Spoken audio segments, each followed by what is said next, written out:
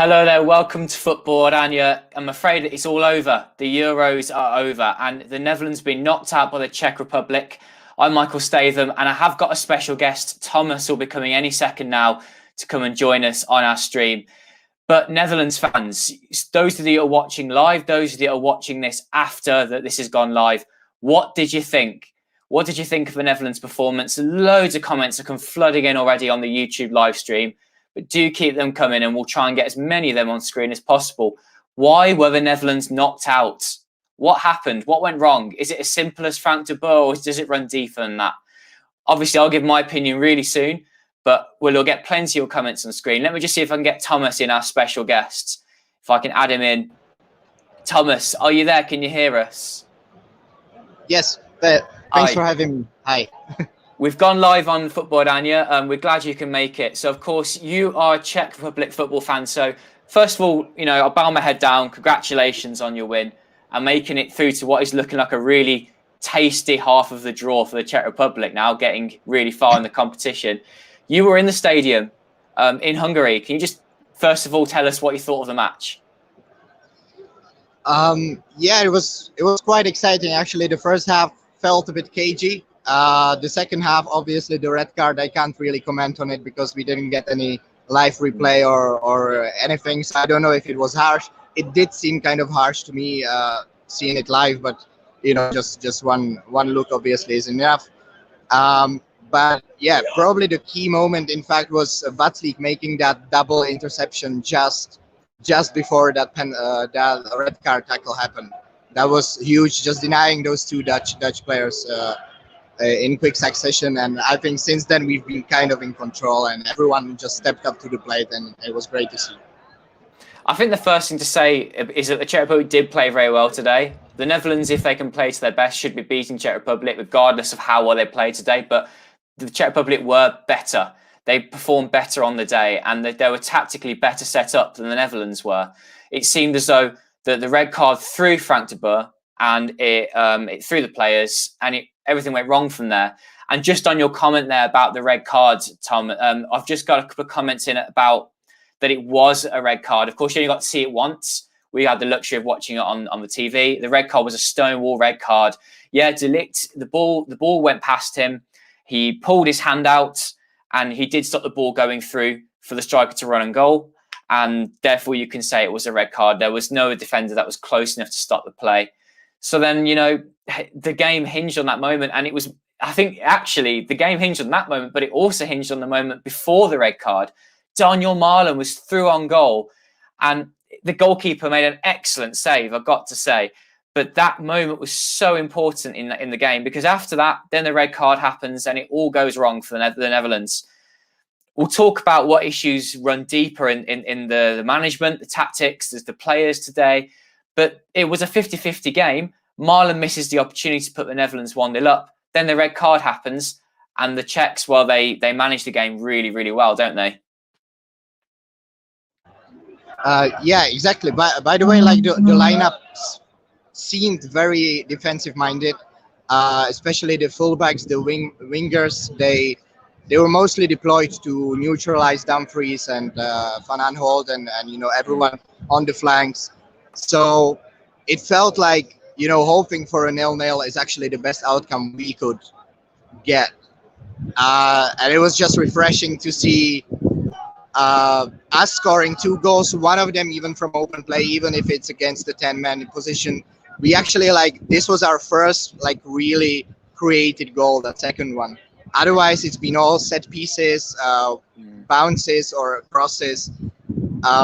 So yeah, from our perspective, and especially if you notice the left back Kadeřábek, who actually came in, he was a backup. He's more of a right back as well, so he was playing out of a position, and he was so great in the air, especially against Dumfries, and he made it count defensively. So we just sort of built on those individual performances where everyone just digged very, very deep today. What did you make of the Netherlands coming forward? They obviously weren't as threatening today as they had been in recent performances. They were actually on a run of scoring at least 2 goals in every game that they played. It was a record for the Netherlands. And Frank de Boer managed that, and the guy comes under so much criticism. But today it was more toothless. And was that down to the Czechs? Do you think marshalling the Dutch forwards really well?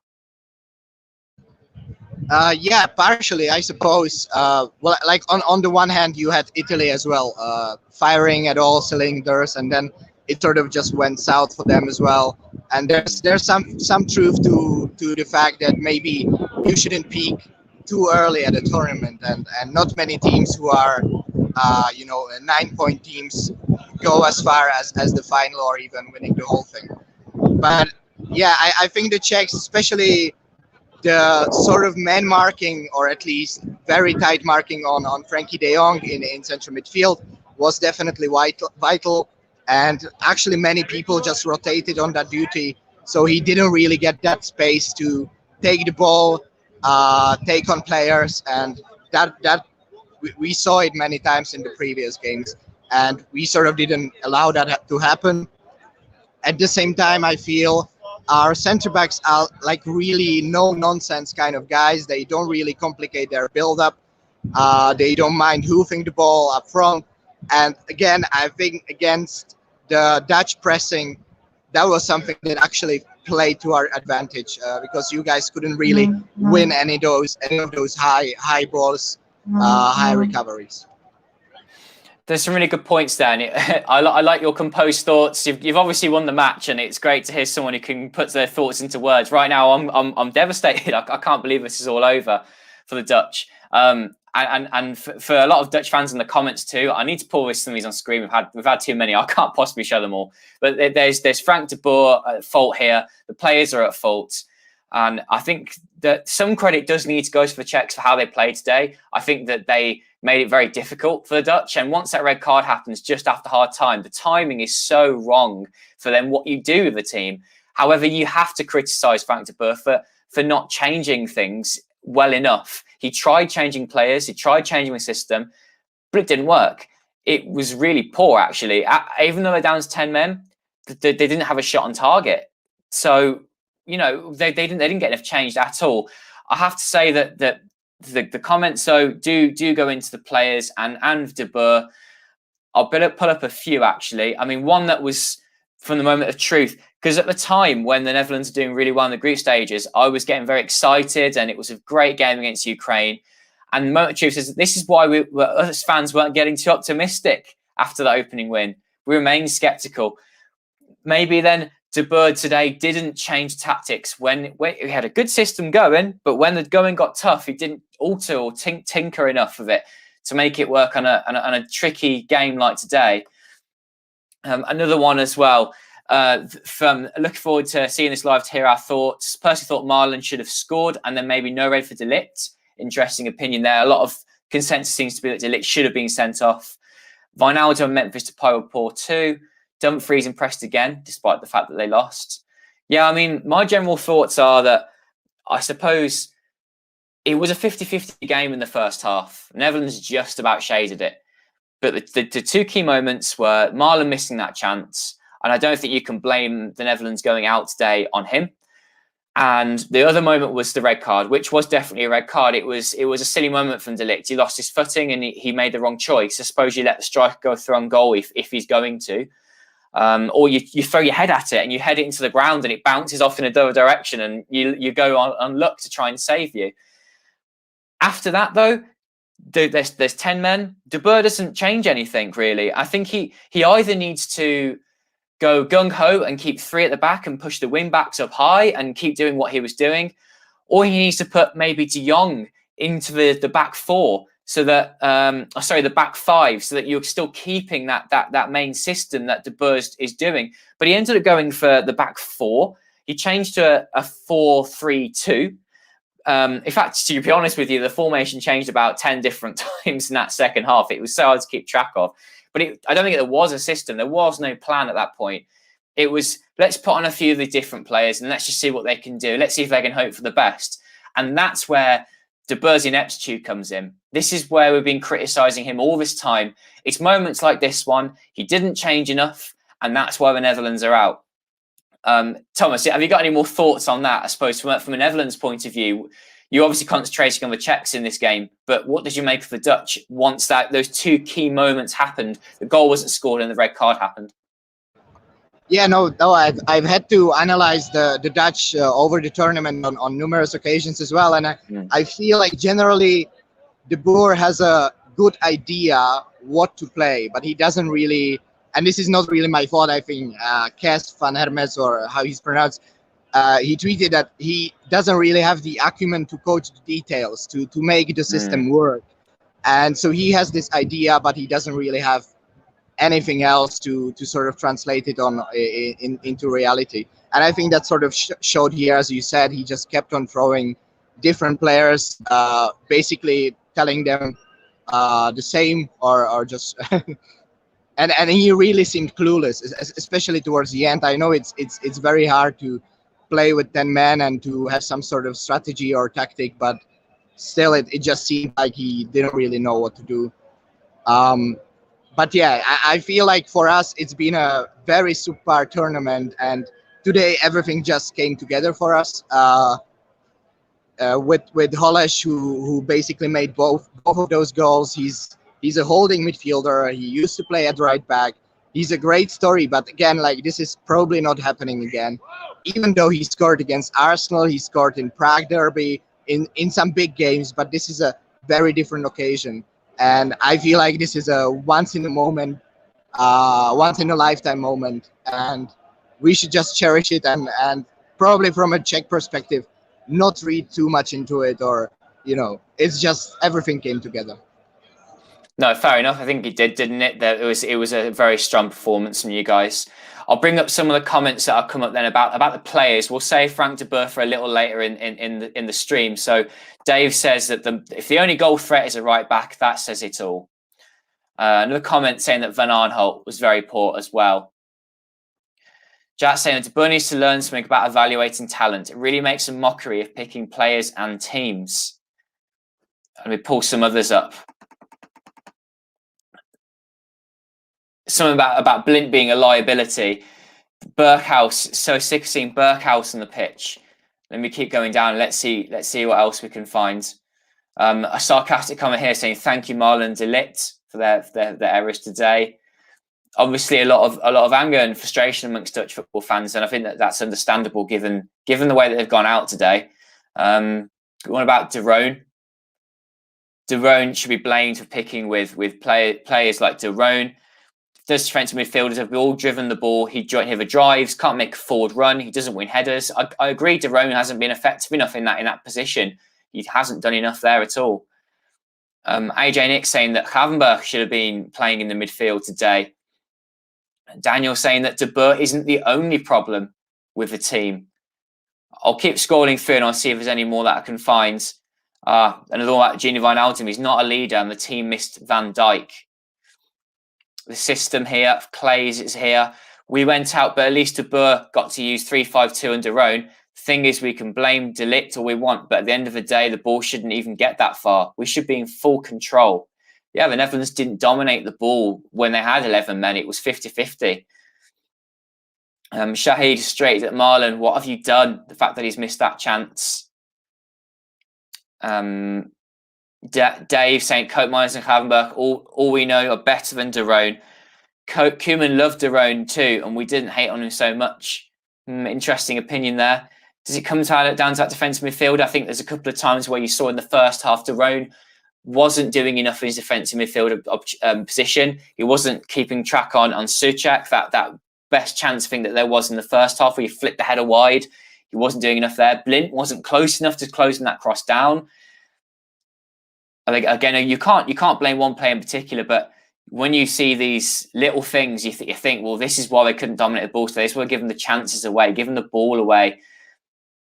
Another way he said Memphis and Gini were shockingly bad. I agree, actually. I think Memphis Depay today wasn't good enough. He was getting frustrated out there. And another comment, Memphis with his cute touch and selfish play today. I'll just flick through some more, but there are so many that have come in. Thanks everyone for commenting live. And if you're not watching live, do leave some comments after and we'll get back to you.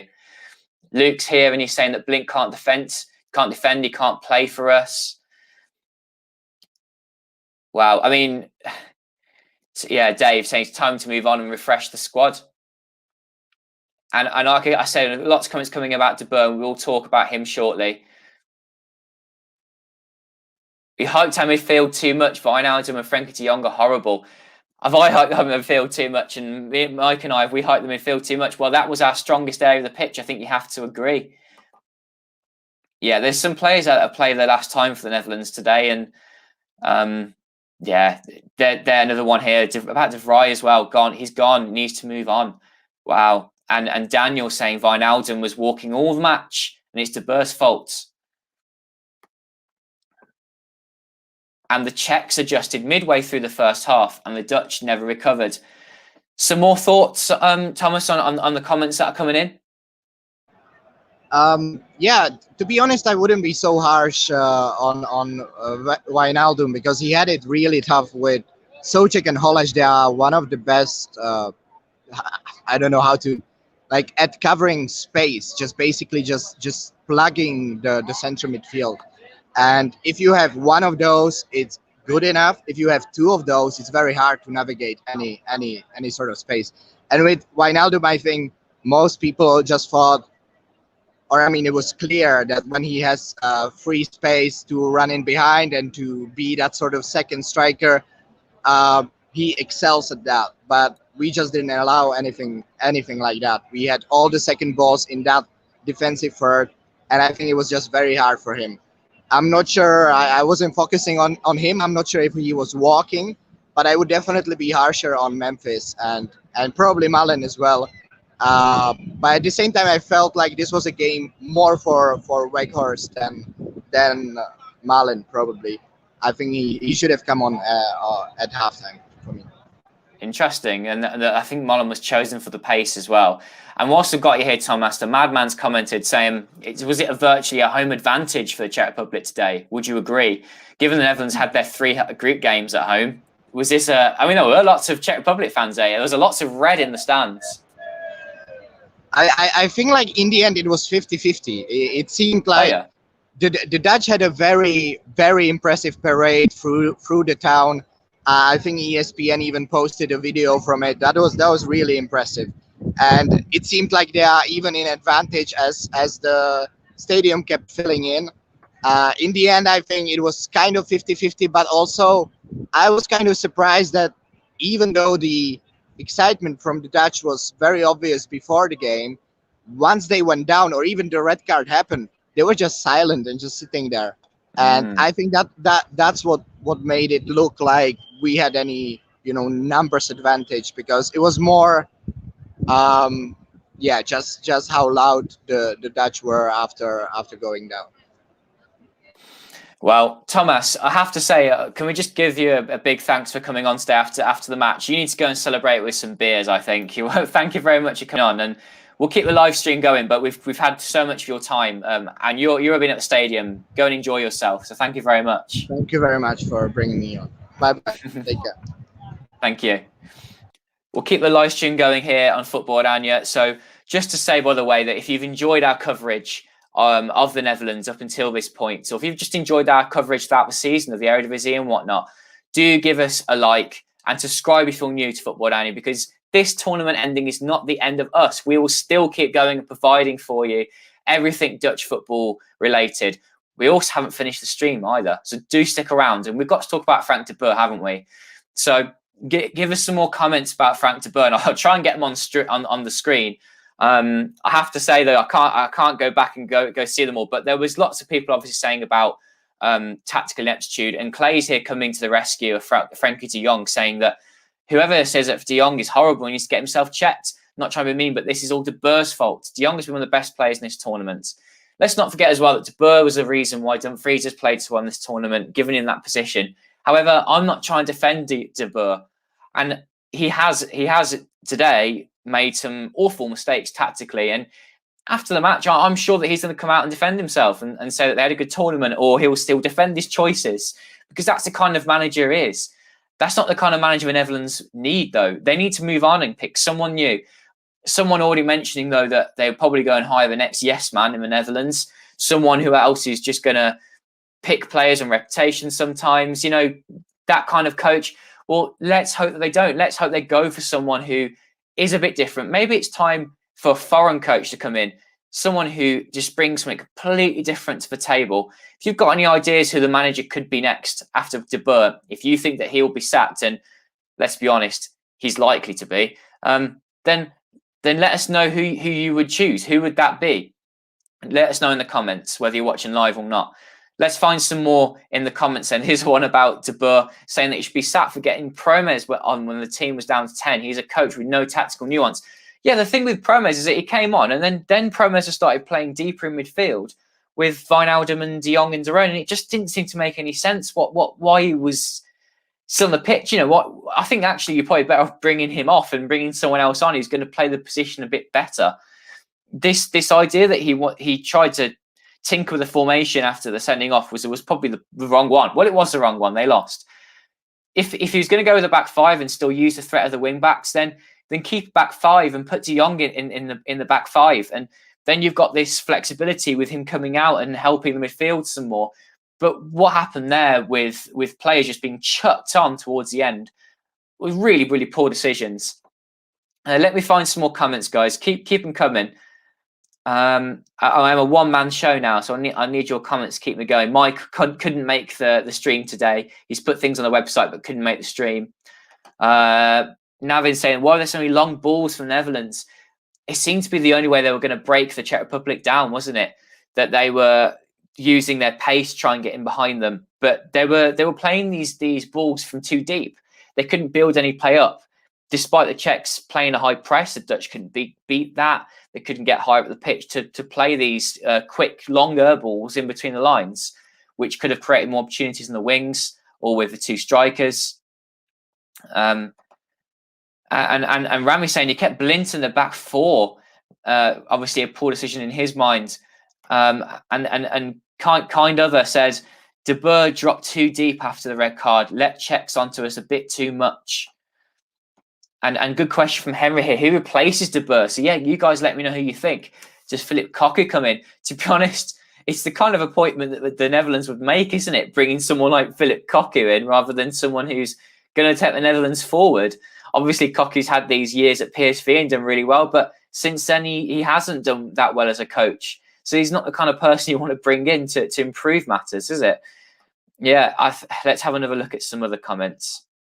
Let's keep going down.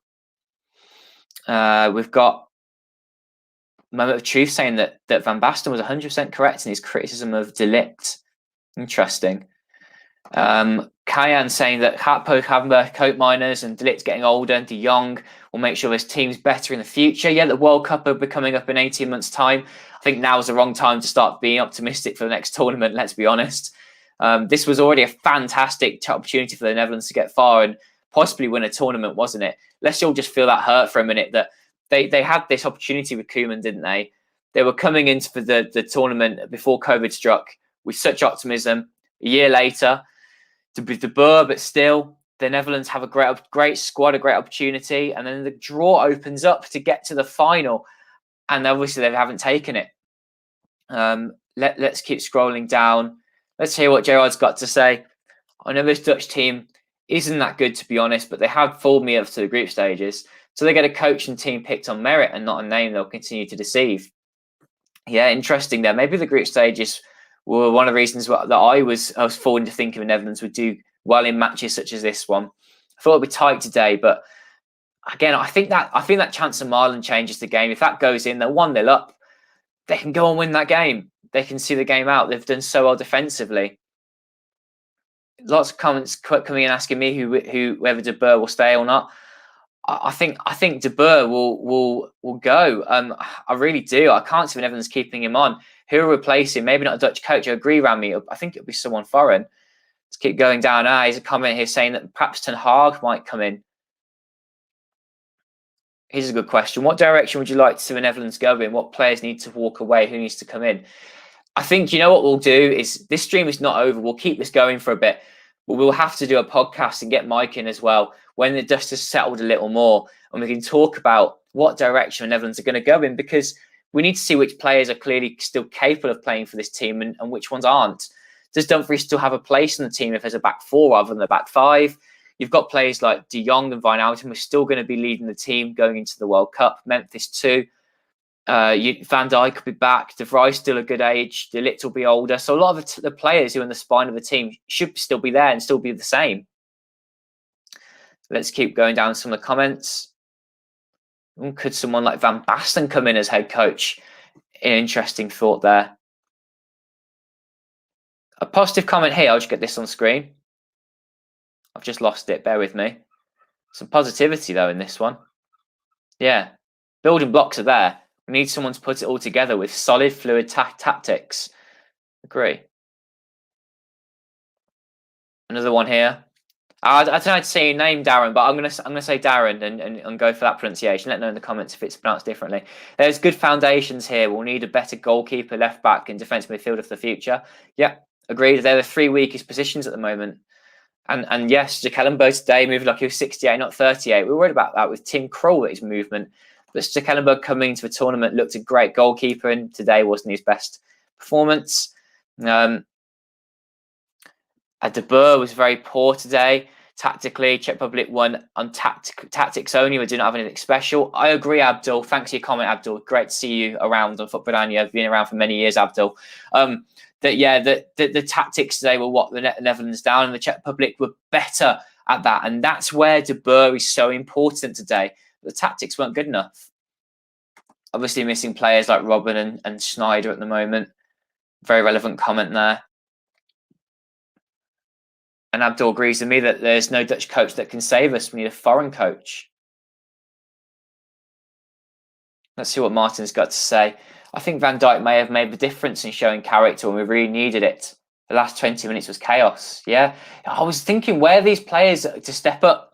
Memphis Depay seemed to have lost his head a little bit. It just seemed to be like, oh well, 60 minutes in, he seems frustrated, like they've lost already. And someone like Van Dijk, I suppose, could have made that difference. But why was Memphis Depay keeping his head together? It was like the old Memphis of being really frustrated and not being a lion and keeping it all going. Clay says he wants to see Boadu come in and coat Miners in the register position. And Abdul thinks that De Boer will leave. He doesn't think he'll leave and that he must be sacked by the KNVB. Kane thinks that Schneider might come in as a coach. Interesting opinion there. Shahar says, why was Daley Blind in the side when Nathan Ake was warming the bench? What exactly is the role of De Roon apart from passing backwards? Yeah, De Roon. I was trying to give him some time. I was thinking, why is he in the team? And he hasn't proven why he's been in the team, has he? I still hold the opinion that why wasn't Frenkie de Jong, if you're going to play his back five and have a defensive midfielder, why wasn't he deeper in that midfield? Because he can pull the strings from deep, like he used to do from a centre-back position in the back four for Ajax. He's the right man to do that kind of thing. I don't think he presses the midfielders well enough anyway, to be honest, but more than De Roon was doing, right? Because De Roon was doing very little. He was certainly the weak link in that side. And thanks, Dara. Yeah, that's how you pronounce your name, Dara. Thank you very much. And let's get to the bottom of the comments. One here saying that they're worried about the World Cup qualifiers. If you have De Boer there still, are they going to qualify for the World Cup? It's a good point and a really bad thing to think about, isn't it? And another one about Depay then. He has so much quality, but it's so frustrating to watch in some big matches. That's right. He didn't accept the plate today. I think if the Netherlands were winning, he really would have been a big character, wouldn't he? He would have been there. But when it wasn't going so well, he's not stepping up. Then 7-year-old Depay always plays like a veteran even. Wow. And the truth is that he agrees that Ake should have played, not the biggest fan of Blint. Turns like an oil tanker. It's good, fair point. Nice simile there. AJ Nix. Clogged the middle with 5. We used 3 in the middle. Of course you can't win. Tara was impressed with Timber. I've nearly caught up with some of the comments, And yeah, Norway are coming in the World Cup qualifiers. Of course, we'll be doing some podcasts to do with the World Cup qualifiers and the Norway matches. Stay tuned for those. And Martin thinks he wonders whether De Ligt will be scrutinised by the Netherlands or not, given his position in the team. Is he questionable? If he's actually got the bowling vlog, seems like a nice bloke. And the madman, World Cup next year. Does Marlon miss those? Does Lit make that mistake? Is this good at least for obvious lessons to learn? If you're going to think about it in a positive way, I guess, yeah, you've got to say that they should be learning from their mistakes, and maybe that will make the difference in future. But this Netherlands side under De Boer's going nowhere now. We knew that was going to happen 9-10 months ago, didn't we? But let's just, I mean, I'll speak for myself in this, and I'm sure there's many others you watching this now who will think the same thing, that the optimism certainly grew throughout the tournament because of how well they were doing. 3 wins from 3 in the group stages, and they were good wins too. They weren't exactly, they played badly. They played really, really well against Austria, who nearly put Italy out of the competition, that last night. So they were doing really well, and yes, they had the home crowd behind them. But today, the Czech Republic were better set up tactically, and De Boer was not able to match that. And that key moment also, Marlon missing his chance, and De Ligt, a silly decision, despite the fact that I think De Ligt had a good game up until that point that he did that handball. Those 3 things have all come together today, and it's made a horrible mess. And the Netherlands being dumped out.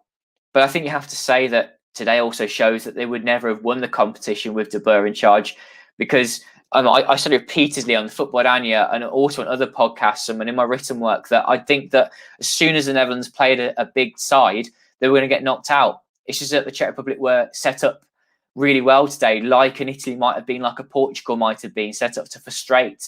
And they took their chances, didn't they? You've got to say. That's why we had Tomas in at the start of the podcast, because I knew that he would put it so well. He said that the Czechs were set up really well. Some Dutch players didn't play that well, and you can see that towards the end of the game they lost their heads. There was no leadership to put that back on, was there? Anyway, to save myself going round in circles, I put up a few last comments from you guys. It's really, really lit, this comment section, and people are still going and talking. The frustration is real that we had a great chance to do well in this tournament, and they've dropped the potato right at the wrong moment. De Roon seems to be twice the player at Atalanta. It takes a really bad coach to make him play as abysmal as he has done in this tournament. And a 5-3-2 system does not need a player like De Roon. Is Klaassen a better option than De Roon? Klaassen was seen to be the number 10 going into the tournament, didn't he? And then he's lost his place right before the tournament, and he's not played. David Klaassen. It makes you wonder, doesn't it? What was the point of preparing Berghuis and Klaassen and Wijndal, and they just haven't played that much at all? And Saeed is here. What bothers you? What bothers you is the effort and performance. If we had just played our game and lost, I imagine we would have taken the loss well. Agreed. The players didn't seem right today. Even in the first half, it didn't feel right. It didn't feel like the Netherlands were going to go out and perform today. And I was wondering whether, if they were going to go through, it was going to be a straight 1-0 win, and we'd be dusting ourselves down, going, right, let's forget about that and let's move on to Denmark. But they weren't able to do that because the going got tougher. Obviously, the red card was what tipped the balance in the Czech Republic's favour. It was a 50-50 game before then. If the Netherlands had scored through Marlon, we might have been talking about that poor 1-0 victory. Didn't happen today. They played well against Austria, who let the Dutch play. Czechs are physical and just didn't give the midfield space. Yeah, again, they're just tactically better prepared. What other comments have we got here? Thanks everyone for being so talkative here today. It's just me here that you're giving all these opinions in about De Boer. Can they ever beat the Czechs? They're a bogey opponent, it seems, on an international stage. I'd say that in another light, when there's no another world where there's no De Boer, then maybe they would have done, yeah. And Klaassen can't come into De Roon's position because he doesn't play the same position. It's a fair point. And the KNVB is stubborn, not convinced that Frank De Boer will go. Yeah, I want to put a couple of polls up on Football-Oranje Twitter and YouTube, and we'll see what you guys think, whether De Boer will actually go or whether he'll still be given time for the World Cup qualifiers. But he's got to go now, hasn't he? Before the World Cup qualifiers come, and then they're getting knocked out. It's important that he goes. And they need time to obviously mould the players ready for 18 months' time for the World Cup. They've got to get them there and then make them perform there as well. And it's much tougher to win the World Cup than it is to win the Euros. Dara says that would Gravenberch have been a better option to start than De Roon? was a better option than bringing on Promes. Yeah, I don't think Promes is the right option to bring on at all. I think he was brought on by De Boer for legs with a man less. He's someone who can play in a lot of positions, and he has the legs to run around and keep the energy going. He also has a bit of skill and pace. But you know that Promes isn't playing that well. He's a player that's off form. So what didn't surprise me when he didn't really do very much on the pitch. So no, I wouldn't have brought him on. Who would I have brought on instead? I guess I would have put De Jong deep into the defence and kept the back five formation because it's what they've been practicing. And I would have kept the threat of the fullbacks going. Maybe I brought on Wijndal for Van Aanholt to bring extra energy and see whether he can bring something different because Van Aanholt didn't have a good game. What else would I have done? I think with this back five still, it leaves you with 4 players to attack with, and then you're looking at maybe keeping Marlon on the pitch or Weghorst, the 2 up top, and then and Wijnaldum and a different kind of midfielder. Maybe Klaassen comes in for De Jong drops deeper, and then you've got a hustling, bustling midfield to still keep the game going and to get players in the box if you can play the balls out to the wing backs. I guess that's what I would have done, but I am just a guy giving my opinion on YouTube. I'm not someone who's a manager, but then I suppose you guys might agree that I might have more of a clue than De Boer, given how little of a clue he seems to have.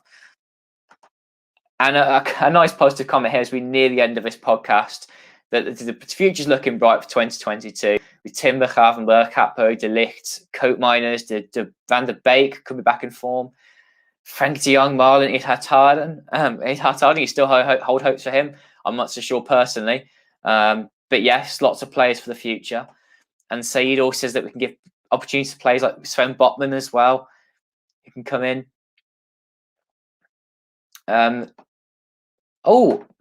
Masadi Dosen is here. We had our chances, but we missed them.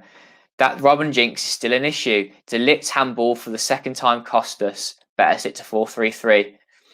And Michael says, how's the other Michael doing? We've got Michael all mentioned here. Well, we'll get his thoughts on the podcast really soon. This is a nice little chance for us to plug this. We will do a podcast when the dust has settled, like we said, to review the tournament as a whole.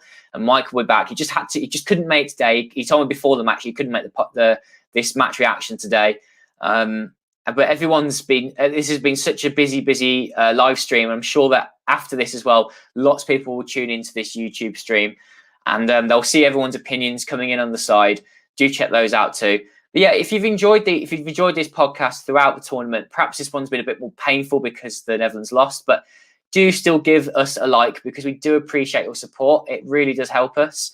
And also a massive moment for us to have a heart-to-heart. Thank you, everybody that was able to get a Football-Oranje wristband because the orders have still flown in throughout the tournament. I think we had another 15 or 20 of them throughout the tournament when we were already almost running out of them beforehand.